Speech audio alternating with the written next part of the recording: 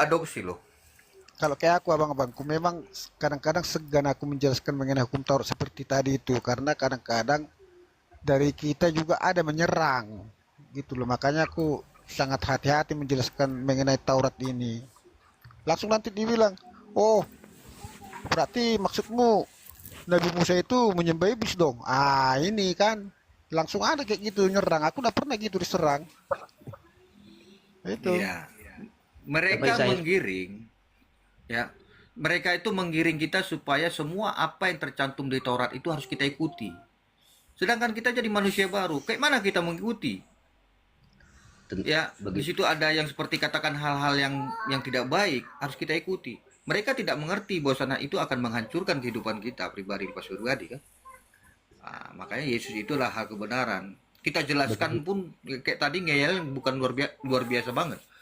Memang dia tadi Betul. kan sudah bilang konteks dia untuk membantah, makanya selalu dibantah. Kan itu. I, iya, dia membantah tapi dia tidak melihat apa yang dia dipelajari sama dia. Dia pakai kacamata kuda ini. Coba. Itu di dalam Taurat itu jelas onta itu haram. Bagi mereka itu dibuang. Bagaimana Nah, mereka bisa menyalahkan keyakinan kita? di situ yang saya Babi itu minta. haram. Ya, babi itu haram. Tapi seketika mereka mau mati, ya Tuhan memberikan privilege lagi ke manusia. Jangan mati lo, makan aja babi itu yang haram. Kan gitu menurutnya. Berarti ketetapan Tuhan itulah yang tidak sesuai dengan apa yang dikatakan Tuhan itu yang haram, bagimu haram. Kalau kita jelas kok, ya, semua dijelaskan tentang yang haram. Hidup pembaruan di dalam Yesus. Jadi Ini sudah haram tapi boleh makan waktu mau mati, kan lucu. kita lihat di sini waktu Simon Petrus. Simon Petrus itu saat dia disuruh oleh Tuhan sendiri, kan dia kan taat hukum Taurat gitu dia. Dia taat hukum Taurat. Maka dia mengikuti. Maka apa yang dikatakan oleh Tuhan kepada dia saat itu? Nah, itu kan merujuk kepada pemberitaan firman Tuhan waktu itu. Agar Simon Petrus ini tahu bahwa bukan lagi berpatokan kepada yang lama gitu dia. Nah, kita melihat di situ berbagai binatang diturunkan oleh Tuhan kepada Simon Petrus di situ. Oh, tentang sida-sida itu ya? Enggak, Cornelius. Iya itu dia sida-sida itu. Ya, di situ dikatakan kepada dia, kan diturunkan binatang itu, semua jenis binatang ada di dalam itu. Iya, Tapi dari Simon langit. Petrus kan taat hukum Taurat dia. Tapi Allah mengatakan apa yang dikatakan halal oleh Allah jangan katakan haram. Iya. Nah, itulah yang membuat Petrus berani datang nanti kepada rumahnya Cornelius. Tapi ini mana di sini nanti kalau kita bahas ini tentang hal ini pun berbicara tentang binatang makanan haram ini, mereka hanya tertuju kepada binatangnya, bukan mana lebih dalam apa tujuannya Allah itu agar Simon Petrus itu berani gitu dia. Itu tidak ada di mereka. Tapi kita belajar seiman aja, Bang. Saya bertanya kepada kita sesama di sini. Di manalah contoh penggenapan Taurat itu, Bang, yang dilakukan Yesus? Contoh yang kasat mata. Ya, kalau aku berbicara tentang hukum-hukum yang telah dikatakan oleh Tuhan Yesus, salah satunya di mana dikatakan tentang hukum rajam itu digantikan dengan hukum kasih saat wanita kedapatan berbuat zina itu. Sepakat, itulah yang paling indah, Bang. Hukum kasih itu di saat hukum seremonialnya itu, Bang, kalau mencuri tangannya dipotong. Bagaimana kelanjutan hidup yang dipotong tangannya ini? Yang dicuri itu tidak seberapa, ya kan? Iya, Yesus mengubah kutuk. Benar. Itu. Itu kan Jadi kutuk Iya, zaman dahulu. termasuk hukuman mati, hukum pacung, hukum Iya, jadi rajam. Iya. mereka mengatakan Nah, mereka menghilangkan. mereka kan nggak tahu itu bang, kalau itu meninggikan perbuatan si jahat. Iya. Iya, iya. Nah, Hanya yang justru kan, kejahatan lah yang membalaskan kejahatan itu dengan kejahatan.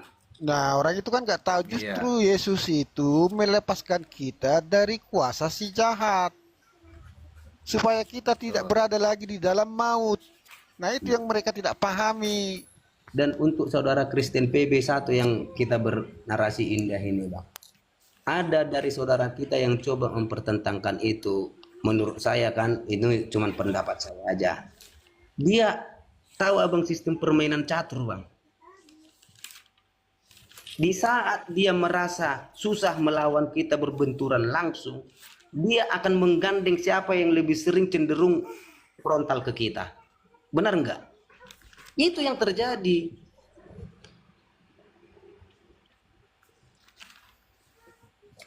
Teman-teman di bawah, kita tidak lagi naikkan tamu karena sudah sore.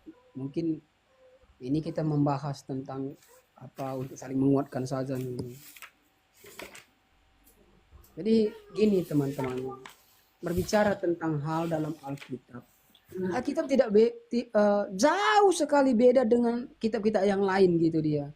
Dia tidak berbicara tentang hal yang tertulis itu saja gitu dia. Dia ada maknanya semua gitu dia. Dan maknanya itu dalam gitu dia. Maka banyak tentang kenapa Tuhan Yesus banyak sekali mengatakan tentang perumpamaan. Nah, itu dia mengajari kepada murid-murid itu agar tidak tolol dan bodoh. Sepakat. Itulah fungsi akal itu yang diberikan. Karena agar setiap Tuhan Yesus berbicara itu, berpikirlah setiap murid yang mendengar ini gitu dia. Maka luar biasa. Kalau kita baca Alkitab ini, kita berbicara seolah-olah kita merasakan kita berbicara dengan Yesus itu sendiri gitu dia. Kenapa? Di mana saat kita tidak mengerti, kita tanyakan. Karena kita merasa dia hadir bersama dengan kita. Nah, di mana saat berbicara tentang hukum-hukum itu tadi? Apa itu dikatakan waktu Simon Petrus bertanya kepada Yesus? Jika aku mengampuni, apakah aku 7 kali atau berapa kali? Kan gitu dikatakan. Bukan kata Yesus. 70. Melainkan 70 kali 70 kali katanya. Artinya tanpa batas. Enggak ada lagi alasan kita berbicara tentang hal mengampuni. Karena apa? Karena ini gitu dia. Ataupun berbuat jahat gitu dia. Nggak ada alasan kita ini orang Kristen ini karena ini aku melakukan itu. Nggak ada. Itulah arti tidak pelin-pelan gitu dia. Sedikit saya boleh bernarasi bang. Ya silakan bang. Sering dari orang lain mengatakan Anda menuhankan manusia Yesus katanya. Justru saya bang, ke pribadi saya nih. Ini nggak usah saya buka, kan saya kan yang bertobat nih, udah paham lah artinya kan. Jika memang Yesus itu tidak turun ke bumi, saya tidak akan pernah percaya Allah. Ntar dulu, abang bertobat. Apa abang baru masuk Kristen? Ya udah lama sih bang, udah lama lah. Berarti jadi pelaku firman gitulah, bukan bertobat. Jadi pelaku firman. Nah, jadi begini ceritanya bang. Di saat saya membaca Kejadian 1 ayat 26, di situ jelas sekali Allah itu berkata, marilah kita. Kita tidak omon-omon. Kalau sudah dikatakan kita sudah paham. Berarti jamaklah. Lalu dia berkata lagi, dibentuk seturut dan segambar rupa mereka. Masuk kita ke Yohanes 1. Logos atau firman itu. Yohanes 1 ayat 1, pada mulanya adalah firman itu bersama-sama dengan Allah. Lalu di ayat 14-nya, Logos itu telah menjadi daging dan turun ke bumi bang. Ternyata sama dengan manusia. Berarti dia benar ada loh. Pernyataannya itu benar-benar nyata. Seandainya ada yang mengatakan akulah pencipta langit dan bumi, dia tidak saya lihat. Bumi ciptaan siapa? Saya mau harus percaya. Karena ada juga iman orang lain mengatakan bumi ciptaan sesembahan mereka. Dia katakan dia tidak terlihat. Yang lain mengatakan juga tidak terlihat. Berarti tidak ada spesifikasi yang belum saya ketemu. Di saat itu saya ketemu, oh benar loh. Dia berkata dan itu terbukti. Itu untuk pribadi saya. Karena memang segambar itu bukan harus sama. Segambar itu dengan rupa, bukan dengan bukan kelamin, bukan rupa loh dia katakan di situ. Fix pernyataannya, tidak ada yang harus diperdebatkan sebenarnya. Abang saya tanya, saudara-saudara lah, laki-laki dan perempuan kalau kita perhatikan apakah tidak segambar? Ya segambar lah. Iya. Itulah membuat saya percaya kalau benar-benar Allah itu ada. Karena ucapannya langsung nyata, terbukti, dan bisa saya imani kuat. Itu aja. Silakan Bang. Makanya kalau saya lihat ya kesalahan-kesalahan yang lain di sini berbicara tentang hal kehidupan yang kekal ataupun masuk dalam kerajaan surga, mereka percaya bahwa dia udah berdosa. Dalam Roma 3 ayat 23 jelas mengatakan bahwa semua manusia telah berbuat dosa dan telah kehilangan kemuliaan Allah. Semua mengakui gitu dia. Tetapi kalau dipertanyakan bagaimana cara kita agar kita masuk surga? Bagaimana cara kita agar kita bisa diterima di sisi Tuhan? Dosa itu bagaimana? Apakah perlu dihapus? Nah, kata mereka enggak, karena dengan perbuatan baik kita menghapus dosa kita katanya gitu. Jadi ini yang membuat saya tidak sama sekali sedikit pun tidak percaya, karena yang saya yakini bahwasanya yang masuk dalam kerajaan surga bukan suatu yang najis. Artinya dosa itu harus dihapus dulu, baru nanti berbuat baik boleh gitu. Tapi dosa itu nggak mungkin kita mengatakan saat kita udah berbuat dosa, kita udah berdosa selama ini gitu dia. Dan kita tidak menerima penebusan dosa itu dari Yesus Kristus. Nah, kita mengatakan kita menebus dengan perbuatan amal ibadah kita. Nah, tentu dosa itu kan tetap melekat gitu dia, karena belum dihapus. Bagaimana berani kita mengatakan kita bisa masuk surga? Kalau saya sedikit agak apalah, kita wajar ya Bang ya, agak berbeda sedikit. Begini pemahaman saya. Yesus itu datang memang benar menebus dosa, bukan menghapus dosa. Bukan menebus dosa, menebus manusia. Dosa nggak ditebus. Iya, manusia yang ditebus. Menebus manusia dari dosa, karena memang upah dari dosa itu mau. Karena memang harus kita terima pada waktu itu. Tetapi di saat dia melakukan itu, kita telah, siapa yang mempercayai dia berikan tiket. Nih, kamu akan masuk surga yang mempercayai saya. Tetapi ada syaratnya, dia katakan tetapi jaga tiket itu baik-baik. Artinya di situ kalau kita mau menjaga itu harus mengikuti ajarannya dengan baik. Sepakat enggak Bang? Iya benar. Ya betul, sepakat. Di saat Dia jaminan benar. Iya, di saat tiket itu sobek atau hilang, nah kita nggak bisa masuk lagi dong. Apa yang menjadi legal standingnya kita masuk?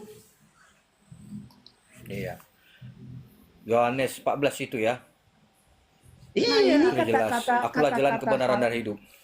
Kata-kata seperti ini mereka nggak mengerti. Dan contoh yang gampang diterima Bang, umpamanya abang nih punya utang, kita saudara dekat, lalu saya bayar utang abang otomatis tidak berutang pada saat itu kan, tapi di saat abang berutang lagi, lah tanggung sendiri gitu. Ya benar. Masa harus saya lagi? Makanya salah pengertian mereka. Kalau kalian sudah ditebus, ya bebaslah kalian berbuat dosa. Nah, di sinilah kesalahannya. Iya. Jadi konteks mereka gini loh, mereka itulah orang-orang yang berusaha masuk surga. Nah, tetapi kita orang yang sudah dibenarkan. Nah, perbedaannya itu jelas jauh. Karena mereka menganggap dengan perbuatan mereka itu bisa lepas dari kuasa si jahat. Nah, tetapi kita sudah dilepaskan Tuhan kita dari perhambaan si jahat, sehingga kita hidup beribadah kepada Tuhan pencipta langit dan bumi dan isinya, yaitu Allah Bapa sang sumber yang menciptakan langit dan bumi dan isinya melalui firman.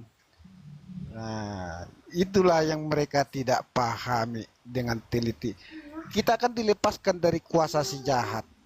Artinya bukan berarti kita itu dibebaskan untuk berbuat sewena-wena. Tidak, justru kita itulah yang dibebaskan dari perbuatan sewena-wena itu, artinya jangan membumbun yang tidak ini, jangan melakukan hukum pancung, jangan rajam, jangan lagi mau diperhamba oleh makanan, dihukum oleh makanan, jangan lagi mau dihukum oleh hari raya yang tidak-tidak. Nah, jadi dari situlah kita sudah dilepaskan. Fokuslah kita hidup beribadah kepada Allah yang hidup itu. Makanya dikatakan Allah adalah roh. Nah, karena roh itu adalah kehidupan. Nah, itu. Jadi mereka tidak tahu apa itu roh. Kadang-kadang mereka pun saling bertentangan itu. Karena mereka pun ada yang mengatakan tanpa dalil bahwa roh, segala roh itu ciptaan. Tetapi sebenarnya nggak ada dalilnya, itu dari ayat mereka yang mengatakan roh itu ciptaan. Nah, dan juga sifat Allah itu juga diciptakan. Kalau Allah menciptakan sifat dan juga roh, berarti Allah itu dulu tidak hidup dan tidak memiliki akal. Nah, di sini mereka tidak sadar. Nah, kenapa kita memiliki 3 konsep Tritunggal? Ya karena itulah Bapa Sang Sumber, Firman Sang Anak yaitu pikiran Allah atau kemahakuasaan Allah, dan roh Allah yaitu kehidupan dari Allah. Nah, itu tiga-tiganya harus disembah di dalam satu nama, yaitu Yesus Kristus. Itu yang Bapak kehendaki.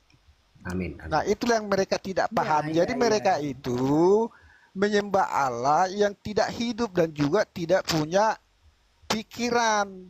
Karena mereka menolak adanya roh Allah, adanya juga sifat Allah dan pikiran Allah. Gitu. Dan sedikit Bang, Ya, lanjut teman-teman. kembali kita ke yang haram tadi Bang ya. Dan benar sekali lah yang dinyatakan itu. Yang masuk dari mulut itu tidak akan haram, tetapi jika yang kau keluarkan. Karena begini Bang, jika konteks kita ke yang haram, apakah alkohol itu haram? Saya tanya abang-abang. Sebenarnya kalau alkoholnya tidak haram, tetapi yang diharamkan adalah perbuatan pemabuk. Nah, itu Beda pemabuk dengan orang mabuk. Nah, ini harus kita jernih. maksud saya di situ nanti korelasinya Bang. Intinya Nah, itu. alkohol itu kan sama kayak babi kan bendanya kan. Ah, Iya, iya. tetapi kita boleh minum alkohol ada batasannya. Setelah kita mabuk otomatis keluar dari mulut kita. Bahkan maaf keluar dari bawah juga terjadi kan.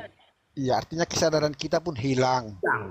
Nah, di situ. Jadi kalau kita fokus ke bendanya saja, apakah kita tidak tahu beberapa jenis makanan setelah kita makan di dalam mulut dia berfermentasi langsung jadi mengeluarkan zat alkohol? Bagaimana dengan itu? Contohnya tapai itu tapai aja itu mengandung alkohol. Buah apel juga. Coba di searching banyak itu setelah dia masuk ke dalam lambung ketemu enzim dia akan keluar alkohol. Berarti kita fokus mengharamkan alkoholnya, kita banyak loh mengkonsumsinya secara kita tidak sadar kan? Iya, efek imbasnya. Arti Itu. kata-kata arti Dosis kata-kata terlalu banyak, itu, mabuk gitu. sebenarnya arti kata-kata itu soal haram itu mereka tidak paham karena mereka hanya melihat konteksnya. Kalau dikatakan babi ya babi gitu dia. Nah, kalau berbicara tentang haram, nah ini bisa kita berbicara tentang hal apapun yang tidak bisa kita makan pada akhirnya gitu dia. Kenapa saya berkata seperti itu? Karena apapun yang kita makan aja akan menjadi penyakit. Kalau apa? Kalau berlebihan. Dan satu lagi Bang, tergantung tindakannya itu yang saya tegaskan kepada dia tadi. Jangankan babi Bang, ayam haram Bang. Kalau boleh nyolong, Iya, makanya tindakannya.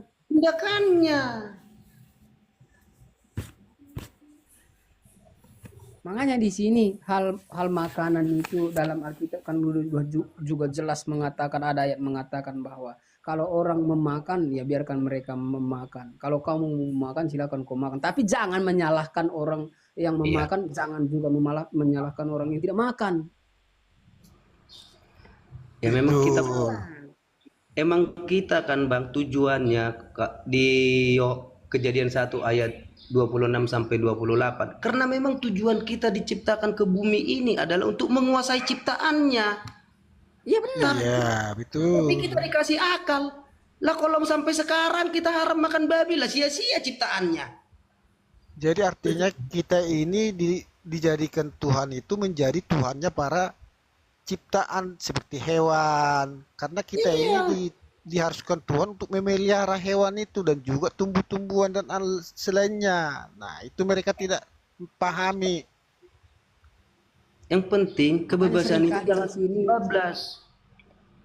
Seringkali di sini kesalahannya kalau Allah Maha Kuasa, namun mereka ada pembatasan gitu dia. Nah, ini berbicara tentang makanan tadi, Allah sudah berfirman bahwa semua yang ada di dunia menjadi makanan manusia. Manusialah yang menguasainya gitu dia.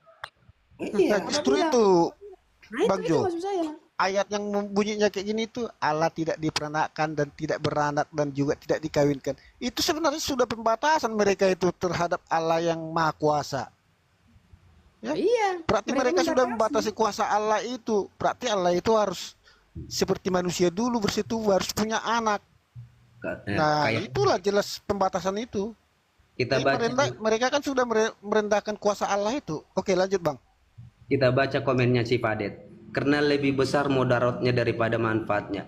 Sementara penelitian tentang babi itu dinyatakan itu sangat, bagaimana mau saya katakan? Nggak ada yang terbuang. Nggak ada Di terbuang. tulangnya aja bisa jadi obat tulangnya. Gimana itu Efektif. Seperti Itu pohon kesehatan nau, ya. seperti pohon nau. Iya, semua kepakai dan bahkan membawa efek Benar, kebaikan. Bang. Benar, Bang. Tulang babi itu kalau dibakar bisa ngusir setan itu, Bang. Jangankan itu Bang, itu untuk obat sering dipakai Bang. Bahkan sumsumnya diambil jadi serum juga kan? Ya kalau kita pergi ke penelitian, nggak ada yang terbuang. Seperti pohon nau, aku bilang. Bisa dikatakan hampir 99% kepakai lah. Iya.